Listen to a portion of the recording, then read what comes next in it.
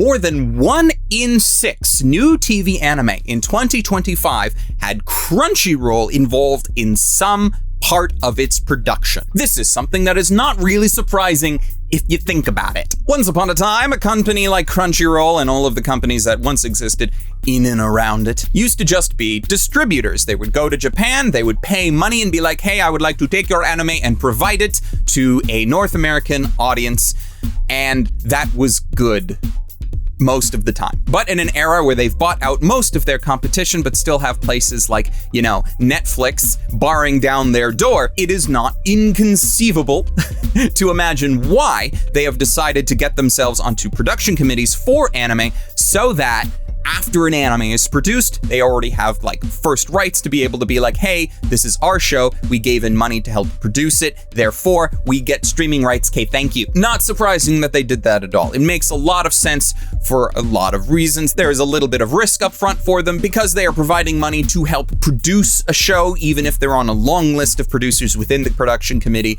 They're still putting money towards a thing that isn't made yet and may not be good, but they're putting their foot in the door and it probably pays off more than it doesn't for them. And because of that, while I'm not saying that shows without the help of Crunchyroll or an American company wouldn't get made, it is still more money that does help make more things. If you start looking into the industry side of things, you'll know that a lot of the major anime producers, like the actual animation studios, they're all booked up for the next 5 years. At least someone on this planet, probably multiple someones, depending on where in the industry you are, knows every anime, or at least every major anime that is going to be produced and released in the next 5 years. This is a thing. They're all under NDA, so I'm not going to be able to bribe any of them, but they exist. And I feel that what Crunchyroll decides is worth co-producing, providing money for, in some ways shapes the landscape of anime as far as, what actually gets made. To the part that they're able to financially help, but then also to the part of what they get and what they then release and, for lack of a better word, popularize in the North American sphere of anime watchers. So this came about because this season, there is a Crunchyroll isekai anime that is getting not an insignificant amount of promotion. It is My Status as an Assassin obviously exceeds the heroes. The show itself is okay. I don't have much of a problem with the show itself. It is a fairly bog standard isekai where you have a class of people who get summoned to a fantasy world, and our main character just happens to be super over the top powerful. They were summoned by a kingdom that has some nefarious purpose for bringing all the heroes here. They have them all put their hand on a freaking orb that tells them their stats and abilities and all this other junk, but our main character is just super awesome because he's an assassin, which apparently is a weird thing here. You can clearly find all of the tropes that were added to the dartboard that was thrown on at one point in time. In fact, it's a little weird to me the amount of similarities that at least the initial episodes of this show has with Rising of a Shield Hero. There's a lot of comparisons that could be made. I'm not going to make them, but then when you consider that Crunchyroll was a big proponent of Rising of a Shield Hero when it came out, the fact that they are also helped co-produce and back this one is not surprising. Now, when I say co-produce, I should probably be clear. This is not in the same level as Crunchyroll original, or when Netflix comes on and says, oh, this is a Netflix original. Those titles don't mean very much. When Crunchyroll co-produces something, it's just they are on the production committee, but the production committees are large, but a lot of different places have a lot of different interests, and Crunchyroll's normally is just, their wheelhouse. They want the North American distribution rights, they might want home video rights, they might want merch and things as it relates to North America. These are the things that Crunchyroll is interested in when they get on the production committee. They don't have creative control, or they usually don't. There's probably some exceptions where they are higher up in the production committee and they help decide more things. That is entirely possible. I'm sure that those exist, especially for the ones that they titled Crunchyroll Originals, except maybe not even then, because again, that title means nothing. So don't get me wrong in thinking when I say that Crunchyroll helped to co-produce this Assassin series that they actually creatively made it happen. They didn't. It probably would have existed without their involvement. They just happened to decide, hey, we want to be the ones to stream this no matter what, so we're going to put ourselves on the production committee. We're going to give the producers of the series a little bit more cash flow with the expectation that once it's released, it's going to be put on our service in North America, which it did. And it is also getting not insignificantly marketed to the North American anime audience. And they're doing this a lot with a lot of isekai. Surprise. They are creating a sort of feedback loop, right? If you look at a list of what Crunchyroll has like co-produced in 2025, not an insignificant amount of it kind of makes me feel like Crunchyroll is just like, hey, Solo Leveling made us a crap ton of money, was super popular, and yeah, we don't know what's gonna happen with another season of Solo Leveling. Maybe it might get made, maybe it won't. We would love it if it did because money. But like from 2025, some of the things that I'm fairly certain that they co-produced was like Solo Leveling, Beginning After the End, Water Magician, Rising of a Shield Hero, Season 4, Given the Worthless Appraiser class, yada yada yada, reincarnated as a 7th prince, salaryman who went to another world and became one of the 4 heavenly kings, left my A rank, partied and went to the deepest part of the dungeon. That's not an isekai, but it still follows the fantasy formula. Same with Clavites, not an isekai, but follows a lot of the same fantasy formulas, though a lot darker, that one. We're not getting into Clavites today. The bogus skill fruit master thingy was here. Noble on the brink of ruin, so might as well try mastering magic. Like, there's a lot of shows here that are in the same sort of style, right? There's a type almost. And that matters because whether you like it or not, whether you are a Crunchyroll subscriber or not, whether you use their service or absolutely hate them for a lot of reasons, what they decide to get and what they decide to release and then what they decide to promote ends up becoming either like a massive boost into the popularity and knowledge of a particular show or a death knell if they decide to completely ignore it. With a couple of exceptions on whether or not something gets picked up elsewhere. Like when Dandadan exists in other places, Crunchyroll can decide we're not going to give it any promotion at all, and it's still going to do really well, probably to the annoyance of some marketing manager at Crunchyroll.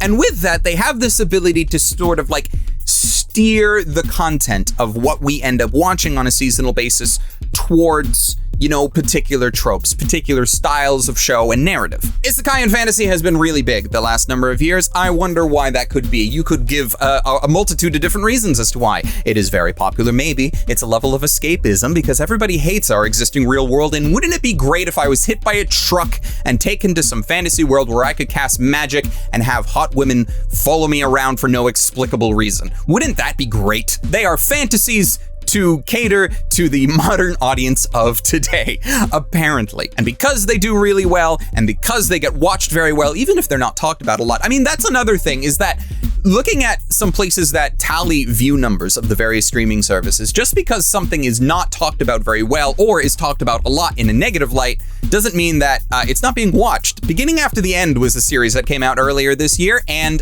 people hate it. Understandably so. I believe the common conception about the series, the anime series specifically, is that it is a very, very poorly animated series that is not indicative of its source material, which apparently is a lot better. It would be surprising, I think, to a lot of people to hear that it was probably one of the most watched anime of the early part of 2025. Now, a lot of that could just be hate watching, but also it had very high view numbers. So like, if the basis of a streaming company is to go along and say, well, what are people going to actually watch? Then shows like Beginning After the End make a lot of sense. Oddly, places like Crunchyroll like to have things that make sense. They like safe bets. That's why fantasy and isekai is such a safe bet right now. That's why sequels are such a safe bet. Like, I don't talk about sequels on my channel all that much. I try to avoid it when I can. I get a lot of hate for doing my seasonal videos every 3 months and ignore sequels, prequels, and spin-offs entirely for the most part. I get a lot of hate for that, but for the most part, it's because, like, everyone's gonna talk about the sequels. Everyone was talking about Dandadan this year. Did I really need to be talking about Dandadan? No, I needed to be talking about Milky Subway. So I did. Things like Dandadan, like Fire Force got a 3rd season. We had Solo Leveling 2nd season. Obviously, all of these things are very popular and everybody else is gonna talk about them. So normally I don't. I like giving a little bit more credence and a little bit more spotlight, as much of it as I can, on shows that otherwise are somewhat original. I say that, and of course someone's gonna be like, oh, but what about all the fantasy and isekai stuff that you talk about? Yes, I know. It's original in that it's not part of an overall big IP or franchise. Yes, they exist within genres that have been oversaturated, but that's beside the point. Doing that allows me to find the Milky Subways that I enjoy. Doing that allows me to go and watch Cinderella Grey, even though technically that's part of an overarching IP, and one of the reasons I didn't cover it in my seasonals is because I don't like sequels, prequels, or spinoffs, and I kind of included Cinderella Grey as a spinoff because it's within the whole Uma Musume franchise, and I already covered that way back when the original series first aired back in 2017, and I had problems with that then, and I came back to it later, but blah, blah, blah, blah, blah, blah. All that to say, I think one of the reasons why they ended up putting so much backing into Beginning After the End is because it belonged to a genre that was very popular. It was originally written by an American author, or at least a US-based one. I don't know too much about them. And it hit a lot of the check boxes of things that would do well. It just so happened that the production did not meet up with the expectations of the fan base. But you can see why they backed it though, right? It had everything that you would think they needed. And then it actually performed probably to their expectations. I don't actually know what those were, but considering again that it was one of the most streamed anime in the top part of this year, it probably was a success from that metric. And then, there's probably going to be some executive that's just like, okay, well, a season 2 could work then, if maybe it was fixed up a bit in the production end. Or not. Maybe its jank will be a selling point in the future for another season. Who knows? But when I come in and I say, hey, Crunchyroll likes making shows for thee, not for me. Largely that's because while I have begrudgingly come to accept the isekai genre, I'm not necessarily a hater of the genre as a whole because, it's just what is out there right now. I like more or less all anime, with some genre exceptions, and isekai is one that I have begrudgingly sort of come to terms with, and I like certain things about it and I dislike other things about it. And so I can look at everything kind of on its own merits from that perspective. But historically, if you look at some of the things from the last handful of years that I have absolutely adored, some of them may have fantastical elements. Frieren is probably one of the closest things to a hugely successful straight fantasy that we've had in a bit that does not really have any of the more traditional isekai element tropes to it. But then you have things like Orb, you have things like Milky Subway and Uma Musume from this year. You go back further over the last decade and I loved shows like Made in Abyss. I love shows like Laid Back Camp or A Place Further Than the Universe. I loved Violet Evergarden and Bocchi the Rock. And sometimes Crunchyroll will pick up shows like these, but not always. And then even when they do, they probably don't market it very well until, it already kind of makes its own audience on its own, and then they just try and capitalize it after the fact. I know Odd Taxi was a good example of that. Odd Taxi was an anime that was put on Crunchyroll for a not insignificant amount of time, and it wasn't until some YouTubers, namely my good friend Geoff Thew, made a video on it that they even cared about it, because then it started to be getting a little more eyes on it, then it started to get a little bit more popular and a little bit more watched, and then Crunchyroll decided to give it a little some space on their homepage and things of the like. But it is not something that Crunchyroll did themselves. They had it, they had the license for it, they had it on their service, but they put their priority, I think, on some other things that particular season for one reason or another. And it does kind of create this feedback loop. You got people that end up binging these shows, and then the platforms prioritize those shows, and then the production committees look at that and it's just hey, wouldn't that be great? Let's go produce more of that.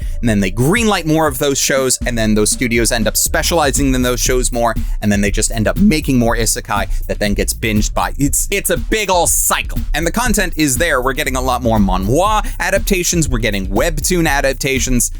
There is not an insignificant amount of isekai and content just waiting to be adapted. I would like to argue that there's probably an infinite amount out there, to the point where we will not run out of isekai and that type of anime to be adapted into new things. We will probably never run out. And Crunchyroll knows this. And so when they go over to Japan and it's just hey, what should we provide money for and get on the production committee for? Oh, let's go continue getting on the normie bandwagon with more things that somehow look a little bit like Solo Leveling. This Assassin series, I don't know if it's because there's a very big dark purpley aspect to it, so the colors are somewhat similar, but I'm not gonna lie, the first time I saw the promotional material for it, I thought it was just gonna be Temu Solo Leveling.